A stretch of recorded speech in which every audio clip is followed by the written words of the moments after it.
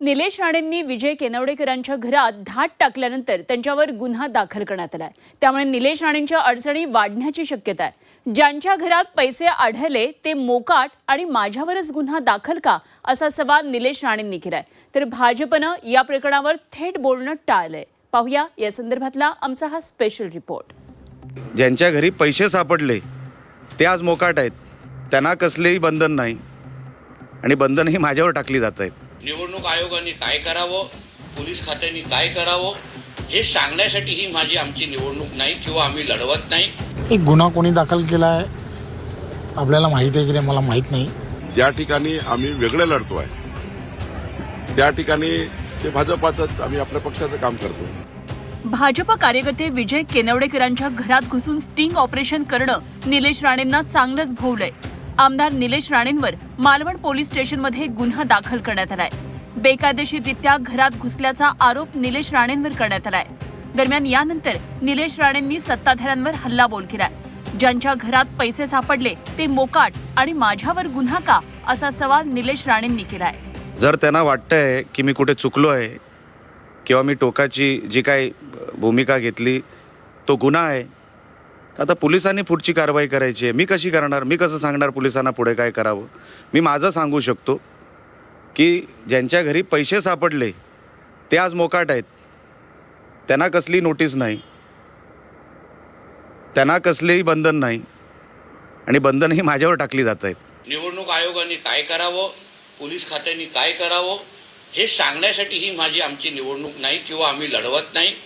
आजची पत्रकार परिषद पण भारतीय जनता पक्षाचा एक नेता म्हणून, कार्यकर्ता म्हणून माझ्या सर्व सहकाऱ्यांबरोबर परत एकदा मतदारांना साथ घालणं, परत एकदा मतदारांसमोर आमची बाजू मांडणं या दृष्टिकोनातून ही घेतलेली पत्रकार परिषद आहे। भाजप प्रदेश अध्यक्षांनी देखील निलेश राणेंवर दाखल झालेल्या गुन्ह्यांसंदर्भात स्पष्ट बोलणं टाळलंय। गुन्हा कोणी दाखल केला या संदर्भात माहिती नसल्याचं त्यांनी म्हटलंय। तर दुसरीकडे एकनाथ शिंदे या संदर्भातली माहिती घेतो असं म्हणत बोलणं टाळलं।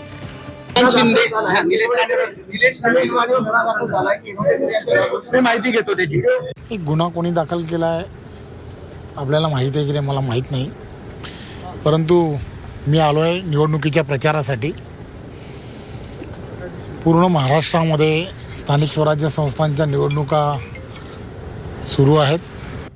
बुधवारी निलेश राणेंनी संध्याकाळी केनवडेकरांच्या घरात धाड टाकली। स्टिंग ऑपरेशन करत त्यांनी भाजपवर पैसे वाटपाचे आरोप केले होते।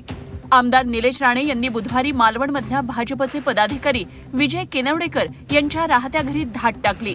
निलेश राणेंना विजय केनवडेकरांच्या बेडरूममध्ये हिरव्या रंगाच्या पिशवीत पैसे असल्याचं आढळून आलं।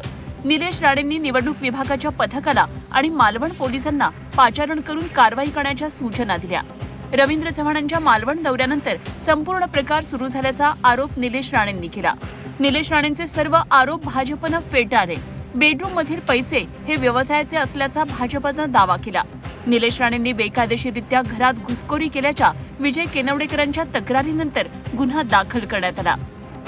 दरम्यान या प्रकरणात निलेश राणेंना बळीचा बकरा बनवला जात असल्याचं म्हणत नितेश राणेंनी शिवसेनेवर टीका केली आहे। निलेश राणेंच्या मुद्द्यावर इतर शिवसेनेचे नेते का बोलत नाहीत, इतर शिवसेनेचे नेते रवींद्र चव्हाणांवर का आरोप करत नाहीत असा सवाल नितेश राणेंनी केलाय।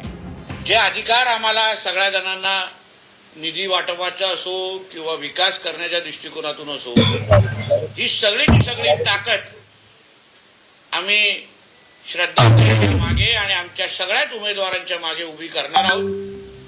निलेश राणेंनी केलेल्या आरोपांनंतर कोकणात शिवसेना आणि भाजपात आरोप प्रत्यारोपांचा सामना रंगलाय। 2 डिसेंबरनंतर महायुतीमध्ये भूकंप होणार असल्याच्या चर्चांना देखील उधाण आलंय। रवींद्र चव्हाणांच्या युतीच्या विधानानंतर राजकीय वर्तुळात या चर्चा सुरू झाल्या आहेत, मात्र भाजपनं यावर आता सारवासारव केली। या बाबतीमध्ये 2 तारखेनंतर जसं निलेशजी बोलले आहेत, आम्ही लोक आपण बसू, फडणवीस साहेबांबरोबर बसू, चव्हाण साहेबांबरोबर बसू, महायुती म्हणून ह्याच्यातून काय मार्ग निघतो आपण पाहू ना। रवींद्र चव्हाणजीच्या बोलण्याचा अर्थ वेगळा काढला गेला आहे। ज्या ठिकाणी आम्ही वेगळे लढतोय त्या ठिकाणी ते भाजपाचं आम्ही आपल्या पक्षाचं काम करतो। त्यामुळं त्या ठिकाणी तर शक्य नाही की महायुती बोलणे, पण ज्या ठिकाणी भाजपच लढत आहे त्या ठिकाणी रवींद्र चव्हाण बोलले आहेत आपल्या पक्षाला निवडून आणण्याकरता। त्यामुळं राज्यस्तरीय महायुतीवर काही याचा फरक पडतो का, तर फार फरक पडत नाही. कोकणात भाजप आणि शिवसेना अनेक ठिकाणी आमने सामने आहेत. वर्चस्व प्रस्थापित करण्यासाठी दोन्ही पक्ष मैदानात उतरले असून एकमेकांसमोर उभे ठाकले आहेत. तसंच दोन्ही पक्षांमधला वाद देखील शिगेला पोहोचलाय. त्यात आता निलेश राणेंवर गुन्हा दाखल केल्यानंतर हा वाद आणखी वाढण्याची शक्यता आहे. ब्युरो रिपोर्ट झी 24 तास.